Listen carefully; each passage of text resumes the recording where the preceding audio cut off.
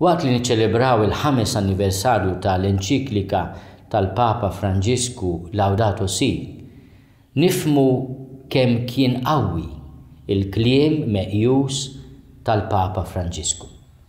Jiena nixtieq biex niċċelebraw propju il-5 anniversarju minn din l-enċiklika soċjali importanti, niġbed żewġ riflessjonijiet, anke fil-kuntest li qegħdin ngħixu bħalissa tal-pandemija tal-COVID-19.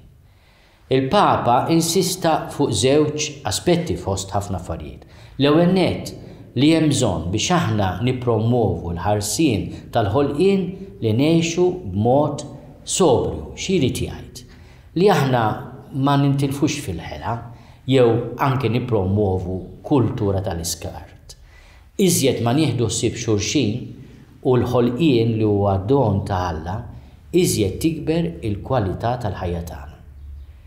It-tieni aspett li nixtieq inwassal lil min qed jismani huwa li l-Papa jinsisti li l-kwalità tal-ħajja tagħna titjib tassew jekk ngħixu s-solidarjetà bejnietna u bejn il-proxmu kollu tagħna.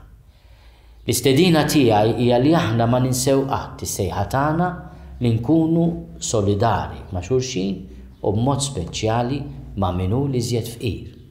B'hekk aħna nisemgħu il-kelma tal-Papa u nġedduha. Il-ħajja tagħna mhux biss tkun ta' kwalità aħjar, imma nkunu qegħdin nipparteċipaw fil-ħolqien ta' Alla kif jixtiequ il-Mulej.